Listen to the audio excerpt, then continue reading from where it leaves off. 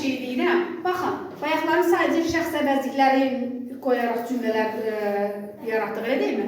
Baxın, deməli, tək isim olanda iz olacaq, cəm isim olanda, qulaq as, cəm isim olanda ar olacaq. Səbinə qulaq as, qızım. Deməli, bu məsəl üçün deyirəm ki, Kənan təkdir, elə deyil, nə olacaq? Kenan is reading. Oldu mu? Aha. Ama yine deyirəm ki, Kenan and Osman ne olacaq? Are. Çünkü 2 nəfərdirlər. Oldu mu? Are reading. Səbinə aydındır. Bernard. Ay sağ ol. İndi tutam deyirəm ki, oğlan qaçır. Necə olar? Boy. İsim tək olur.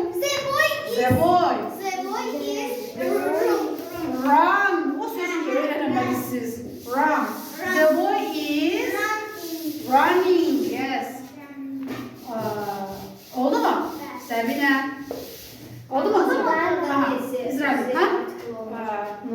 Yine ingi artık müəllim. Adam adlarımız. Boş ve istek maruz qalar. Qulaq. İndi uşaqlar oynayırlar. Necə olar?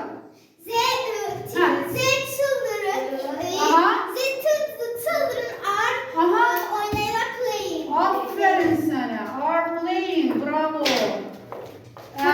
Aydın oldu. Deməli, və yaxud da indi bir dənə cümlə deyim. Məsələn, mənim anam neynəsin? Mənim anam yazır. Necə deyək?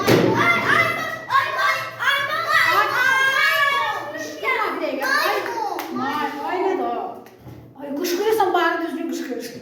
Aymom yox, maymom.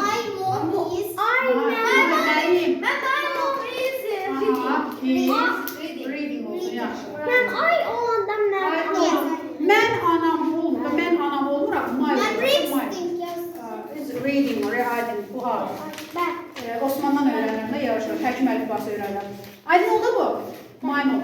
Və yaxud da mənim bacılarım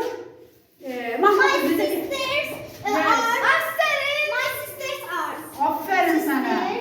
Ağır olacaq. Reading. Aydın oldu. Məntiqi tutdunuz. Bir əyləşin. Ay Osman oldu.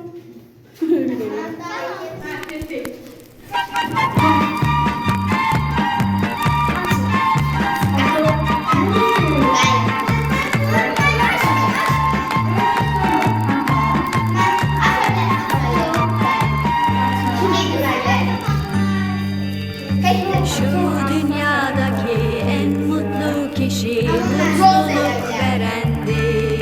Şu dünyadaki sevilen kişi sevmeyi bilendir. Şu dünyadaki en güçlü kişi güçlükten gelendir. Şu dünyadaki en bilgin kişi kendini bilendir. Bütün dünya buna inansa, bir inansa, hayat bayram olsa, insanlar el ele tuttursa, birlik olsa, uzansak sonsuza. Bütün dünya buna inansa, bir inansa, hayat bayram olsa, insanlar el ele tuttursa, birlik olsa, uzansak sonsuza. Şu dünyadaki en olgun kişi acıya gülendir. Şu dünyadaki en soylu kişi insafa gelendir.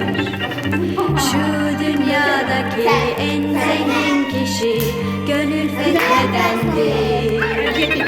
Şu dünyadaki en üstün kişi insanı sevendir. Bütün dünya buna inansa,